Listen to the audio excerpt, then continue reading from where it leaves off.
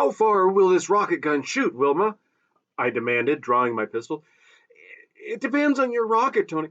It will take even the longest range rocket, but you could shoot more accurately from a longer tube. But why? You couldn't penetrate the shell of that ship with rocket force, even if you could reach it. I fumbled clumsily with my rocket pouch, for I was excited. I had an idea I wanted to try. A hunch, I called it, forgetting that Wilma could not understand my ancient slang. But finally, with her help, I selected the longest range explosive rocket in my pouch and fitted it to my pistol. It won't carry 7,000 feet, Tony, Wilma objected, but I took aim carefully.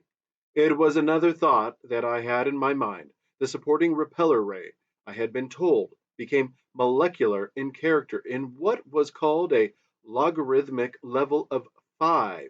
Below that, it was purely electronic flow or pulsation between the source of the carrier and the average mass of the Earth. Below that level, if I could project my explosive bullet into this stream where it began to carry material substance upward, might it not rise with the air column, gathering speed and hitting the ship with enough impact to carry it through the shell? It was worth trying, anyhow. Wilma became greatly excited too when she grasped the nature of my inspiration. Feverishly, I looked around for some formation of branches against which I could rest the pistol, for I had to aim most carefully. At last I found one. Patiently, I sighted on the hulk of the ship far above us, aiming at the far side of it at such an angle as would, so far as I could estimate, bring my bullet path through the forward repeller beam. At last, the sights wavered across the point I sought, and I pressed the button gently.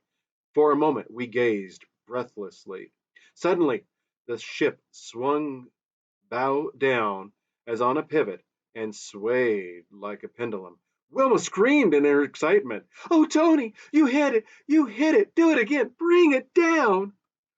We had only one more rocket of extreme range between us, and we dropped it 3 times in our excitement in inserting it in my gun, then forcing myself to be calm by sheer willpower while Wilma stuffed her little fist into her mouth to keep from shrieking. I sighted carefully again and fired. In a flash, Wilma had grasped the hope that this discovery of mine might lead to the end of the Han domination. The elapsed time of the rocket's invisible flight seemed an age. Then we saw the ship falling. It seemed to plunge lazily, but actually it fell with terrific acceleration, turning end over end, its disintegrator rays out of control, describing vast wild arcs, and once cutting a gash through the forest less than 200 feet from where we stood. The crash with which the heavy craft hit the ground reverberated from the hills, the momentum of 18 or 20,000 tons in a sheer drop of 7,000 feet. A mangled mass of metal, it buried itself into the ground with poetic justice in the middle of the smoking, semi molten field of destruction it had been so deliberately plowing. The silence, the vacuity of the landscape was oppressive as the last echoes died away. Then, far down the hillside, a single figure leaped exultantly above the foliage screen, and in the distance another, and another. In a moment, the sky was punctured by signal rockets, one after another. The little red puffs became drifting clouds. Scatter! Wilma exclaimed. In half an hour, there'll be an entire Han fleet here from New York and another from Buffalo. They'll get this instantly on their recordographs and location finders. They'll blast the whole valley and the country for miles. Come, Tony. There's no time for the gang to rally. See the signals? We've got to jump. Oh, I'm so proud of you. Over the ridge we went, in long leaps toward the east, the country of the Delawares. From time to time, signal rockets puffed in the sky. Most of them were red warnings, the scatter signals, But from certain of the others, which Wilma identified as Wyoming rockets, she gathered that whoever was in command, we did not know whether the boss was alive or not, was ordering an ultimate rally toward the south, and so we changed our course. It was a great pity. I thought that the clan had not been equipped throughout its membership with ultraphones, but Wilma explained to me that not enough of these had been built for distribution as yet, although general distribution had been contemplated within a couple of months. Far before nightfall overtook us, trying only to put as much distance as possible between ourselves and the valley. When gathering dusk made jumping too dangerous, we sought a comfortable spot beneath the trees and consumed part of our emergency rations. It was the first time I had tasted the stuff, a highly nutritive synthetic substance called conche- concentro, which was, however, a bit bitter and unpalatable. But as only a mouthful or so was needed, it did not matter. Neither of us had a cloak, but we were both thoroughly tired and happy, so we curled up together for warmth.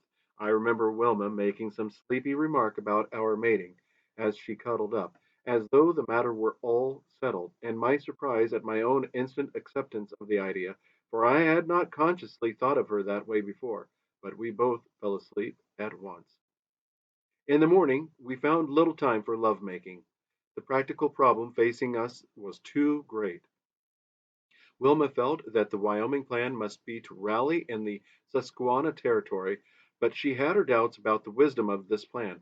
In my elation at my success in bringing down the Han ship, and my newly found interest in my charming companion, who was, from my viewpoint, of another century, at once more highly civilized and yet more primitive than myself, I had forgotten the ominous fact that the Han ship I had destroyed must have known the exact location of the Wyoming works. This meant, to Wilma's logical mind, either that the Hans had perfected new instruments as yet unknown to us, or that somewhere among the Wyomings or some other nearby gang there were traitors so degraded as to commit that unthinkable act of trafficking in information with the Hans.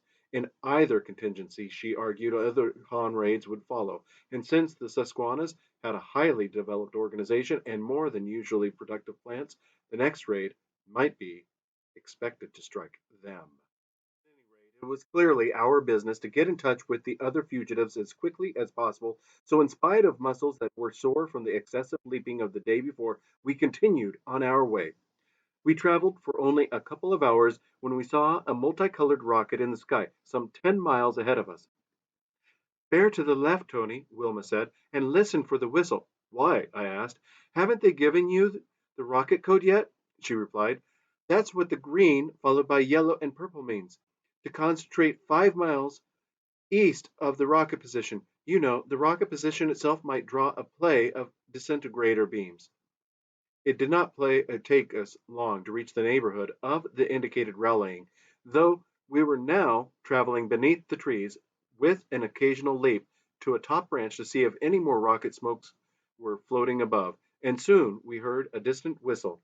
We found about half the gang already there in a spot where the trees met high above a little stream. The big boss and raid bosses were busy reorganizing the remnants. We reported to Boss Hart at once. He was silent, but interested, when he heard our story. You two sit close to me, he said, adding grimly, I'm going back to the valley at once with 100 picked men, and I'll need you.